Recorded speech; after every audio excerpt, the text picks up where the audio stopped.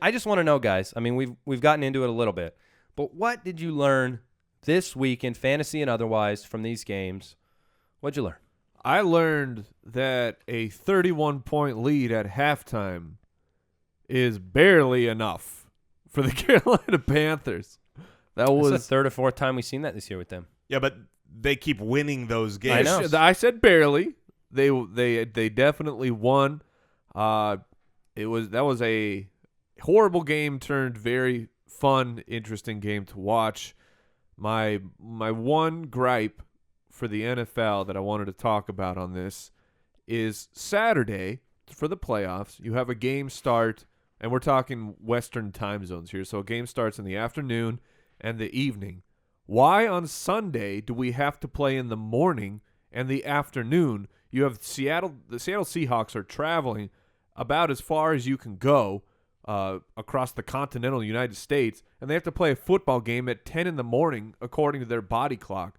Why can't, for the playoffs, why can't you just shift that back and let it be the afternoon and the evening just like it is on Saturday, kind of level the playing field a little bit? I mean, you saw it with Seattle. They were not ready to go, which a lot of times teams are like that when they have to go all the way to the East Coast.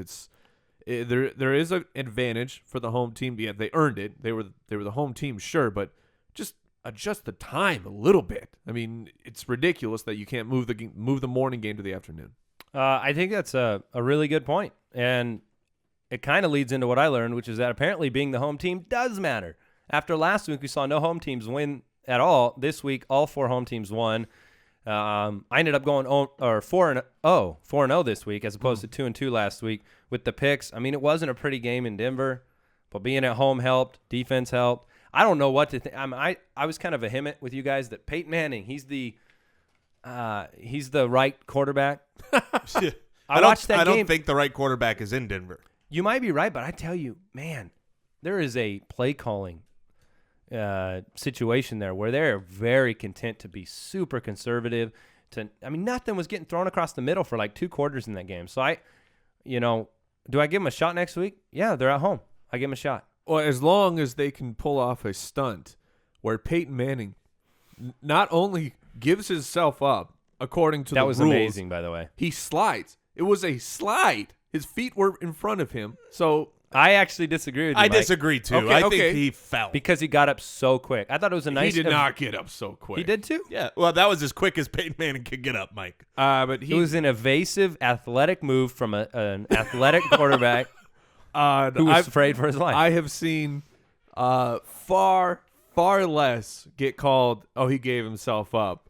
And you're right. To me, I was just saying that, so if you don't say it's a slide, that's fine. But he, in my opinion, completely gave up on the play. He said, okay, I'm going to go down. I don't want to get hit. And that play changed a ton for the game. That was a huge momentum swing that they got the first down there. And that was a nice little home cooking. Yeah, what I learned is pretty much exactly the same as you, Andy. But it's good to be the best. You know, you had the top 4 seeds in the NFL. Those are the guys that are playing for the Super Bowl this next week. You know, you had the 2 number 1 seeds and the 2 number 2 seeds. They win and they go on, which makes for great football this next week. We've got each game. You don't know who's going to win. You don't have anything where you go, oh, this is just a lopsided affair, especially with the game being in Denver for the Patriots-Broncos game. There's going to be some good football ahead. That's what I learned. I agree with you. And we did get one phone call that I'm going to play now because we haven't heard from him in a long time. So let me just let me play this. Yo, it's Tony Meatballs. My season was done like week 9, so I stopped calling, stop wasting you guys' time. But let's go Cardinals! Oh, we got Cardinals fan. He said his season was done like week 9. That's why we never heard from Tony Meatball the rest of the year. Well, I think Amir Abdullah might have a little bit to do with Tony Meatball's season. So it's Mike's fault is what we're saying. All right, let's move on. Weekly Rewind. All right, we don't have a ton of news that is very relevant to you guys. We have, obviously, the playoff challenge going on, so we're talking about some guys that are playing next week. Maybe you got 2 times the points on certain players.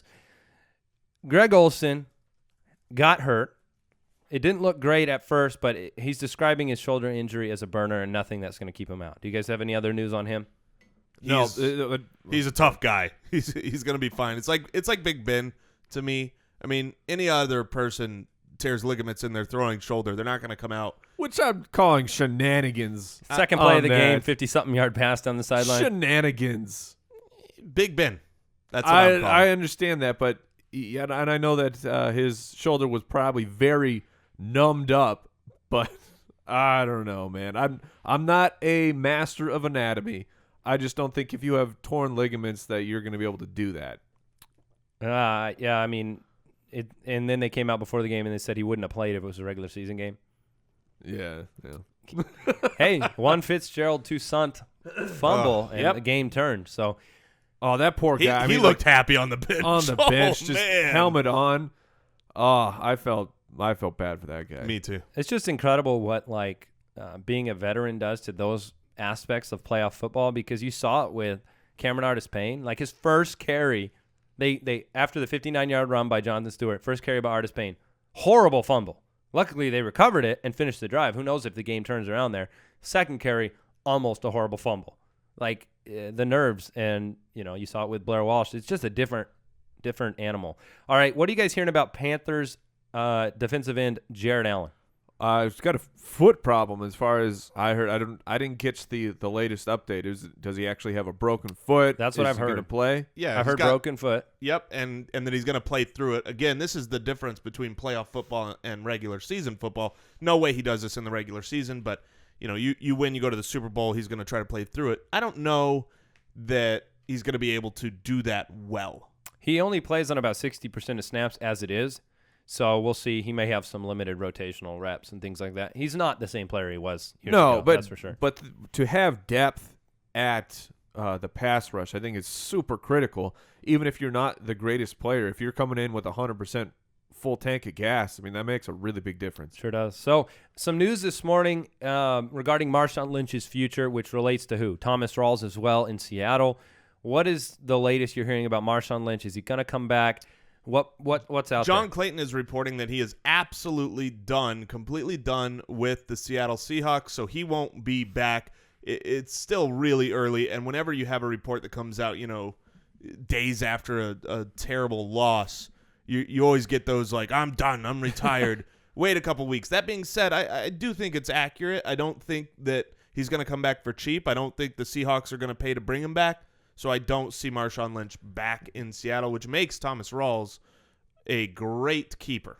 Yeah, there's no way Seattle's going to give him the $9 million or whatever. Well, he was really close to retiring last year without getting big money from Seattle. So any other news you guys want to talk about? Yeah, the Doug Peterson, right? Because the Eagles coach, that happened after. Yeah, Kansas City's offensive coordinator. After we had recorded, the reports are the Eagles will hire Doug Peterson. As opposed to like Tom Coughlin, who was in the rumor mill for a while. I guess Coughlin kind of withdrew himself. And Doug Peterson kind of likes the tight end. My man, Zach Ertz. Zach Ertz is, when we talked about this on Thursday, he's one of our just saying, early season favorites for next year. We liked what he value-wise. did. We like the talent. Get a guy in who actually uses the position. I mean, that's a very big difference as opposed to a guy that, like, you have like Bruce Arians. Bruce Arians just doesn't utilize the tight end very much, and so that makes a huge difference for fantasy. Now, weren't you upset at the utilization of Travis Kelce? Yeah, but that's so. How do you say that he uses? Well, the tight end? I was upset because I was expecting more, but I put that more on Alex Smith being a one read guy and not being willing to air it out. We'll see. Yeah, they have to I run. think it's a weird hire. I don't. This to me seems like, we miss you, Andy Reid. Please come back. we know you can't, and we couldn't swallow That's that. funny. So That's funny. let's get your protege, who's been with you for a long time.